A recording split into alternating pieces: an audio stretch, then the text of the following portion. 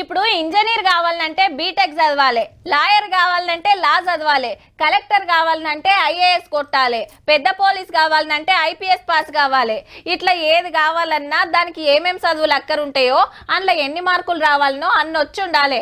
అట్లనే డాక్టర్ కావాలంటే 10వ తరగతి అయిపోగానే బైపీసీ గ్రూప్లో షెరీకై ఎంసెట్ రాసి ర్యాంకు కొట్టి మెడికల్ కాలేజీలో సీట్ వచ్చి 4 ఏళ్ళు చెమట తీస్తే డాక్టర్ అవుతారు.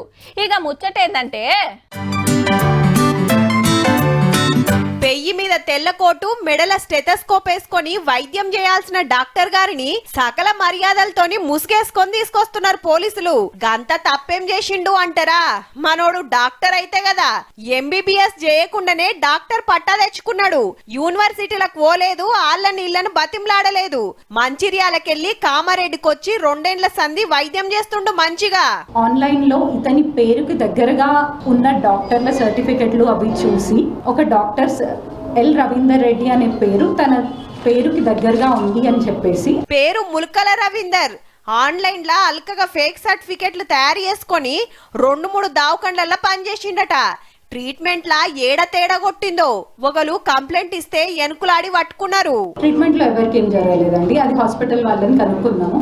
ఏ బీమార్కి ఏ మందులు రాయాలనో సుతా గూగుల్ అమ్మనే అడిగి రాసిండో ఏమో గాని మనోని అదృష్టం బాగుండో పేషెంట్ల ఆయుష్ గట్టిగుండో ఎవరికేం కాలేదట.